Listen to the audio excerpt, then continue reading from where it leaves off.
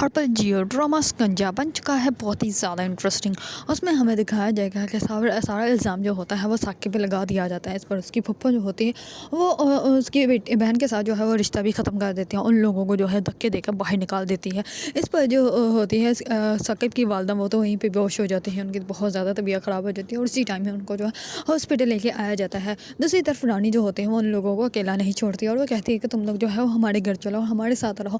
تم لوگوں کو میں کبھی بھی اکیلا نہیں چھوڑ سکتی. اور جو کچھ جو ہے تم لوگوں کے پھپھو نے کر کے تم لوگوں کو گھر سے باہر نکالا ہے اس کے باوجود تم لوگوں کو وہاں پہ بالکل بھی نہیں جانا چاہیے.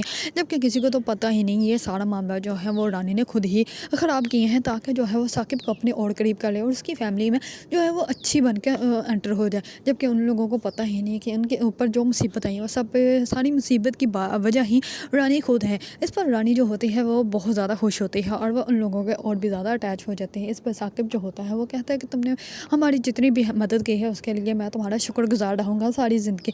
اس پر جو ہوتی ہے رانی وہ کہتی ہے کہ نہیں ایسی کوئی بات نہیں. تمہاری فیملی ہے میری بھی تو یہی فیملی ہے. میں کون سا ان سے سب سے الگ ہوں. یہ میری بھی بہنیں ہیں. اس پر سب لوگ جو ہوتے ہیں اس کو ہی اپنا سمجھ لیتے ہیں. دوسری طرف ثاقب کی والدہ کی جو ہوتی ہے وہ طبیعت بہت زیادہ خراب ہوتی ہے اور وہ ICU میں ایڈمٹ ہوتی ہیں. دوسری طرف جو ہوتا ہے ارحم وہ بہت زیادہ بڑی حالت میں ہوتا ہے کیونکہ وہ بالکل بھی نہیں بھول پا رہا ہوتا جس سے اس نے شادی کرنی تھی. اس کو اس کی والدہ نے جو ہے وہ گھر سے باہر نکال دیا. اس پر وہ بہت زیادہ بدیدہ ہوتا ہے. وہ جا کے کمرے میں خود کو بند کر لیتا ہے. وہ اپنی والدہ سے بھی بات نہیں کرتا.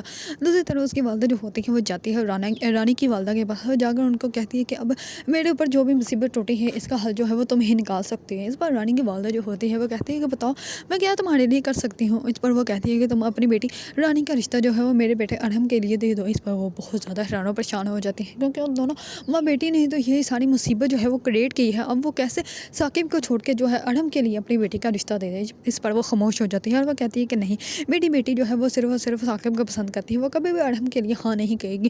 اگر اس نے ارحم کو پسند کیا ہوتا تو میں بالکل ارحم کے لیے جو ہے اب ہاں کر سکتی تھی. لیکن جو ہے وہ ثاقب کو پسند کرتی ہے تو اسی وجہ سے میں بالکل بھی اس کے لیے ہاں نہیں کہہ سکتی. اگر آپ لوگوں کو ڈرامہ سکنجا پسند ہے اور اس کے بارے میں نئی اپڈیٹ جاننا چاہتے ہیں تو میرے چینل کو لائک کمنٹ اور سبسکرائب کرنا مت بھولیے گا.